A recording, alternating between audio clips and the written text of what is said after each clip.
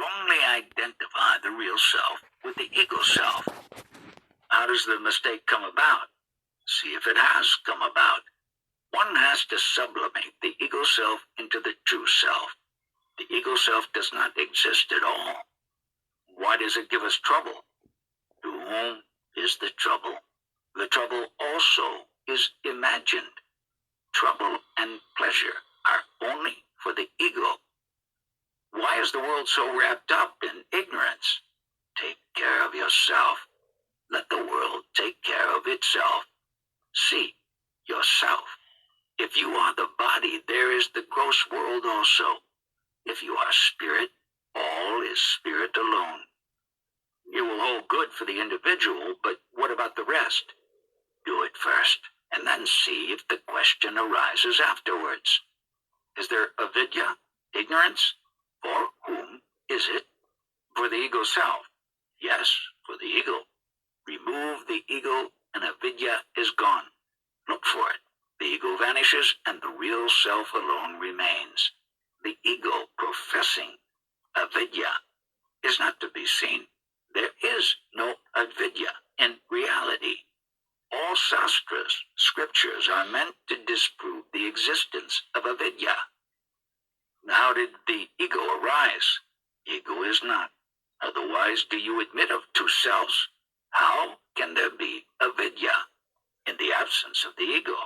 If you begin to inquire, the avidya, which is already non-existence, will be found not to be. Or you will say it has fled away. Ignorance pertains to the ego. Why do you think of the ego and also suffer? What is ignorance again? It is that which is non-existent. However, the worldly life requires the hypothesis of avidya. Avidya is only our ignorance, and nothing more. It is ignorance or forgetfulness of the self. Can there be darkness before the sun?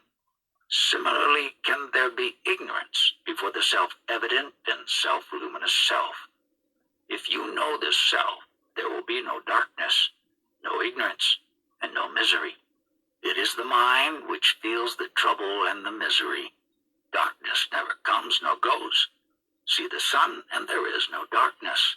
Similarly, see the self, and avidya will be found not to exist. How has the unreal come? Can the unreal spring from the real? See if it has sprung. There is no such thing as the unreal. From another standpoint, the self alone exists. When you try to trace the ego, which is the basis of the perception of the world and everything else, you find the ego does not exist at all, and neither does all this creation that you see. It is cruel of God's Leela to make the knowledge of the self so hard. Knowing the self is being the self, and being means existence, one's own existence. No one denies one's existence any more than one denies one's eyes, although one cannot see them. The trouble lies with your desire to objectify the self in the same way as you objectify your eyes when you place a mirror before them. You have been so accustomed to objectivity that you have lost the knowledge of yourself, simply because the self cannot be objectified. Who is to know the self? Can the insentient body know it? All the time you speak and think of your I, yet when questioned, you deny knowledge of it. You are the self, yet you ask how to know the self. Where then is God's Leela, and where is its cruelty? Because of this denial of the self by people, the sastras speak of Maya, Leela, etc. Does my realization help others? Yes, certainly. It is the best help possible. But there are no others to be helped. For a realized being sees only the self, just like a goldsmith estimating the gold in various items of jewelry sees only gold. When you identify yourself with the body, then only the forms and shapes are there. But when you transcend your body, the others disappear along with your body consciousness. Is it so with plants, trees, etc.? Do they exist at apart from the self? Find it out. You think that you see them. The thought is projected out from the self. Find out from where it rises. Thoughts will cease to rise, and the self alone will remain. I understand theoretically, but they are still there. Yes, it is like a cinema show. There is the light on the screen, and the shadows flitting across it impress the audience as the enactment of some piece. If in the same play an audience also is shown on the screen as part of the performance, the seer and the seen will then both be on the screen. Apply it to yourself. You are the screen. The self has created the ego. The ego has its accretion of thoughts which are displayed as the world, the trees and the plants of which you are asking. In reality, all these are nothing but the self. If you see the self, the same will be found to be all, everywhere and always. Nothing but the self exists. Yes, I still understand only theoretically. Yet the answers are simple, beautiful, and convincing. Even the thought I do not realize is a hindrance. In fact, the self alone is. Our real nature is mukti. Watching the ego, watching the thought of how I think there may be other, me, I, and other, between this live video, I witness all that, and I see me sitting here along with you guys.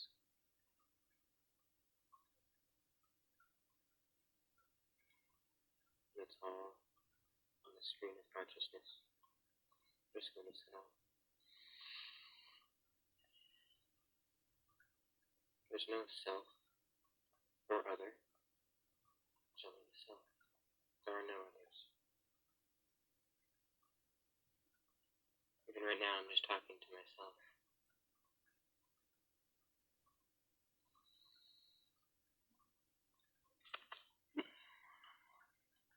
Yes, thank you. But we are imagining we are bound and are making various strenuous attempts to become free, while we are all the while free. This will be understood only when we reach that stage. We will be surprised that we were frantically trying to attain something which we have always been and are. An illustration will make this clear. A man goes to sleep in this hall. He dreams he has gone on a world tour. He is roaming over the hill and dale and forest and country, desert and sea, across various continents, and after many years of weary and strenuous travels, returns to this country, reaches Tiruvannamalai, enters the ashram, and walks into the hall. Just at that moment, he wakes up and finds he has not moved an inch but was sleeping where he lay down. He has not returned after great effort to this hall, but is and always has been in the hall. It is exactly like that. If it is asked, why being free do we imagine that we are bound? I answer, why being in the hall did you imagine that you were on a world adventure, crossing hill and dale, desert and sea? It is all mind, or maya, illusion.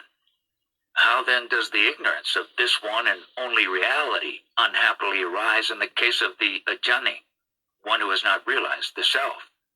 The ajnani sees only the mind, which is a mere reflection of the light of pure consciousness arising from the heart of itself. He is ignorant. Why?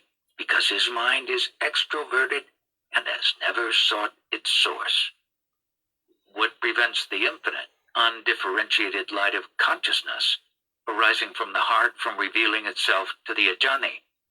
Just as water in a pot reflects the enormous sun within the narrow limits of the pot, even so the vasanas, or latent tendencies of the mind of the individual, acting as the reflecting medium, catch the all-pervading, infinite light of consciousness arising from the heart. The form of this reflection is the phenomenon called the mind. Seeing only this reflection, The ajnani is deluded into the belief that he is a finite being, the jiva, the individual self. What are the obstacles which hinder realization of the self? They are habits of mind, vasanas. How to overcome the mental habits, the vasanas? By realizing the self. This is a vicious cycle. It is the ego which raises such difficulties, creating obstacles and then suffering from the perplexity of paradise. Find out who makes the inquiries, and the self will be found. Why is this mental bondage so persistent? The nature of bondage is merely the rising, ruinous thought, I am different from the reality. Since one surely cannot remain separate from the reality, reject that thought whenever it rises. Why do I never remember that I am the self? People speak of memory and oblivion of the fullness of the self. Oblivion and memory are only thought forms. They will alternate so long as there are thoughts. But reality lies beyond these. Memory or oblivion must be dependent on something. That something must be foreign to the self as well. Otherwise there would not be oblivion. That upon which memory and oblivion depend is the idea of the individual self. When one looks for it, this individual I is not found, because it is not real. Hence, this I is synonymous with illusion or ignorance, maya, avidya, or ajna. To know that there never was ignorance is the goal of all spiritual teachings. Ignorance must be of one who is aware. Awareness is jnana. Jnana is eternal and natural. Ayana is unnatural and unreal. Having heard this truth, why does not one remain content? Because samskaras, innate mental tendencies, have not been destroyed. Unless the samskaras cease to exist, there will always be doubt and confusion. All efforts are directed to destroying doubt and confusion. To do so, their roots must be cut. Their roots are the samskaras. These are rendered ineffective by practice as prescribed by the guru.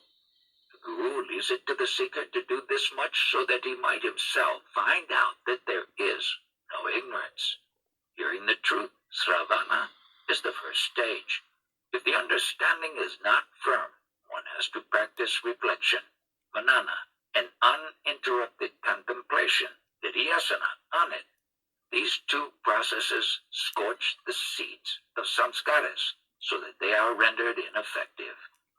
Some extraordinary people get unshakable jnana after hearing the truth only once.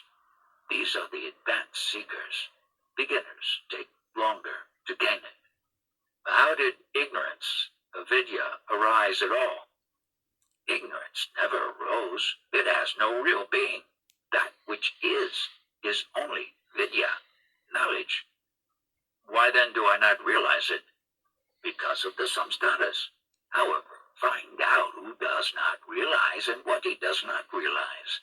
Then it will be clear that there is no avidya. So it is wrong to begin with a goal, is it? If there is a goal to be reached, it cannot be permanent. The goal must already be there. We seek to reach the goal with the ego, but the goal exists before the ego. What is in the goal is even prior to our birth.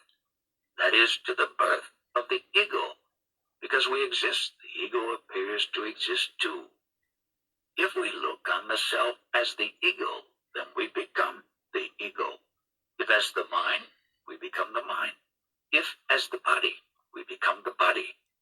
It is the thought which builds up sheaths in so many ways. The shadow on the water is found to be shaking. Can anyone stop the shaking of the shadow? If it would cease to shake, you would not notice the water, but only the light. Similarly, take no notice of the ego and its activities, but see only the light behind. The ego is the thought I.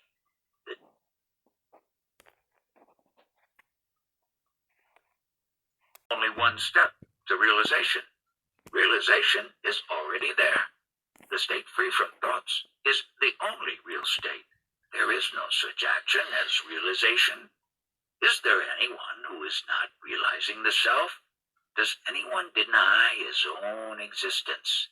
Speaking of realization, it implies two selves, the one to realize, the other to be realized. What is not already realized is sought to be realized. Once we admit our existence, how is it that we do not know ourselves? Because of the thoughts, the mind. Quite so. It is the mind that veils our happiness. How do we know that we exist? If you say because of the world around us, then how do you know that you existed in deep sleep? How to get rid of the mind? Is it the mind that wants to kill itself? The mind cannot kill itself. So your business is to find the real nature of the mind.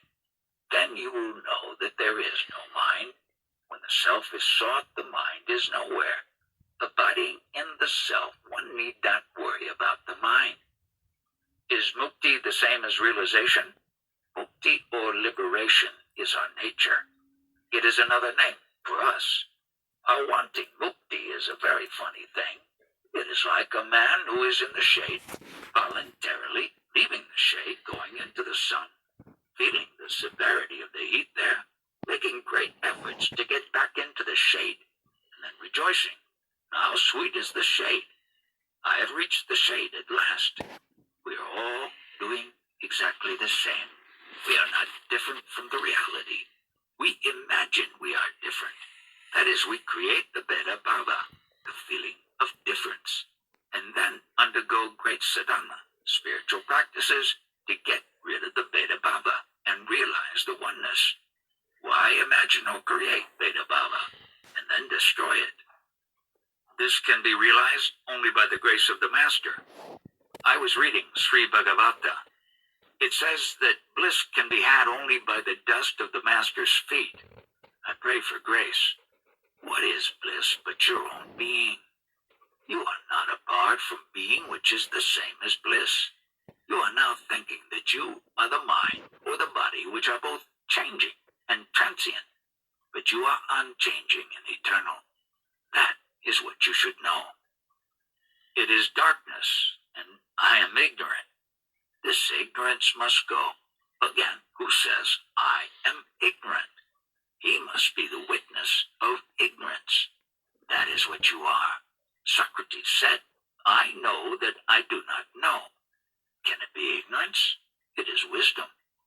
Why then do I feel unhappy when I'm in the lower and feel peace in your presence? Can the feeling in this place be bliss? When you leave this place, you say you are unhappy. Therefore, this peace is not permanent. It is mixed with